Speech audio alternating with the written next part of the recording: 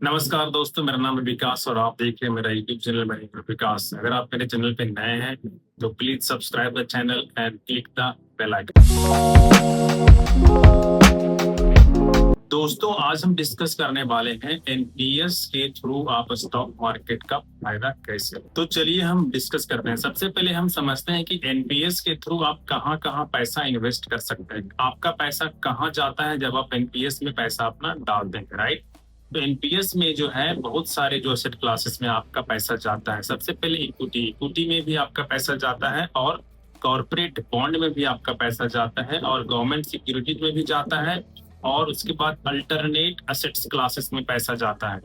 Equity में जो है आपका पैसा ईटीएफ के थ्रू जा सकता है, ब्लू चिप कंपनी में पैसा जाता है, राइट। तो आप समझते हैं कि आपका पैसा इक्विटी में कितना ज्यादा परसेंटेज आप उसमें रख सकते हैं, मैक्सिमम परसेंटेज आप कितना रख सकते हैं इक्विटी में। परसेंटेज एनपीएस में अगर आप इन्वेस्टमेंट करते हैं तो इक्विटी में मैक्सिमम परसेंटेज जो है आप 75% तक लेके जा सकते हैं।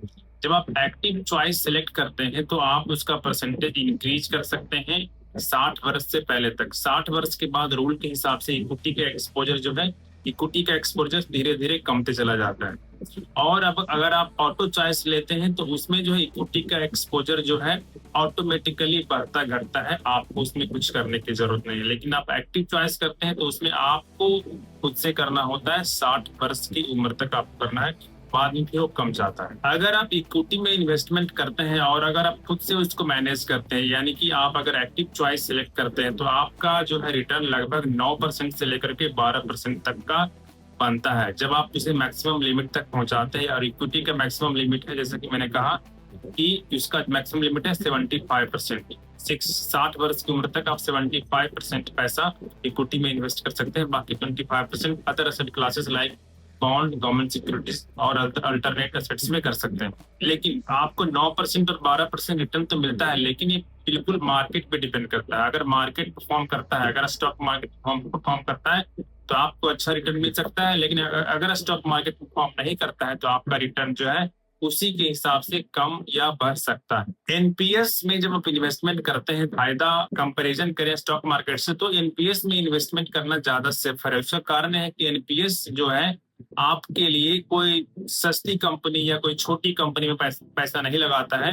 एनपीएस हमेशा जो है कंपनी की रेटिंग देखता है और ब्लू चिप कंपनी में ही पैसा लगाता है। तो आपका पैसा जो है स्टॉक मार्केट में होने के बावजूद भी ज्यादा सेफ होता है अगर आप एनपीएस के थ्रू स्टॉक मार्केट में जाते हैं तो। क्योंकि स्टॉक मार्केट में एनपीएस के थ्रू जब पैसा लगता है तो ब्लू चिप कंपनी में ही पैसा लगाता है और एक्सपर्ट्स आपके पैसे को मैनेज कर रहे होते हैं। तो यहाँ पे स्टॉक मार्केट में भी आपको सेफ्टी मिलता है। एनपीएस में अगर आप पैसा लगाते हैं तो आपको टैक्स बेनिफिट भी मिलता है। सेक्शन 80C के तहत जो 1.5 लाख का टैक्स बेनिफिट मिलता है, उसके अलावा अगर आप एनपीएस में पैसा लगाते हैं तो उसके अलावा 50,000 रुपये सालाना का एनपीएस में इन्वेस्टमेंट पे आपको टैक्स बेनिफिट मिलता है। यानी कि आपको कितना अच्छा है, आपको इक्विटी का रिटर्न भी मिलता है, मार्केट का रिटर्न भी मिलता है और उस पे आपको टैक्स बेनिफिट भी मिलता है, राइट। ये तो सोने पे सुहागा हो गया। तो आपको करना क्या है, अगर आपको एनपीएस के थ्रू स्टॉक मार्केट का अगर बेनिफिट लेना है तो आपको क्या करना है, एनपीएस में आपको लॉगिन करना है। एनपीएस अकाउंट में आप लॉगिन कीजिए, उसके बाद आपको वहां से एक्टिव चॉइस सिलेक्ट करना है। एक्टिव चॉइस सिलेक्ट कीजिए, उसके बाद उसमें जो अपना परसेंटेज है जो आप उसको बढ़ा लीजिए। Allocate maximum 75% in equity, right. Rest can go in corporate bond और जो है other asset classes like government securities और बॉन्ड्स में जा सकता है। 25% can go to bonds and government security और 75% जो पैसा है आपका इक्विटी में चला जाएगा, राइट।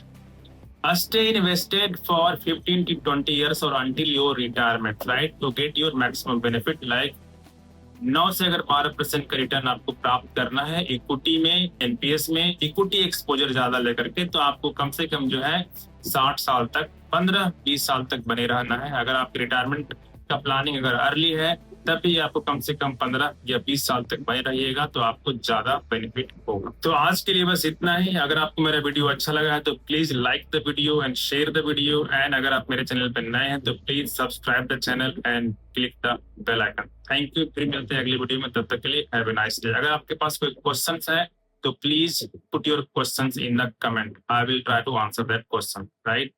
और आप अगर किसी विशेष टॉपिक पे वीडियो चाहते हैं तो प्लीज आप कमेंट में लिखिए, हम उस टॉपिक पे वीडियो जरूर लेके आएंगे। Thank you.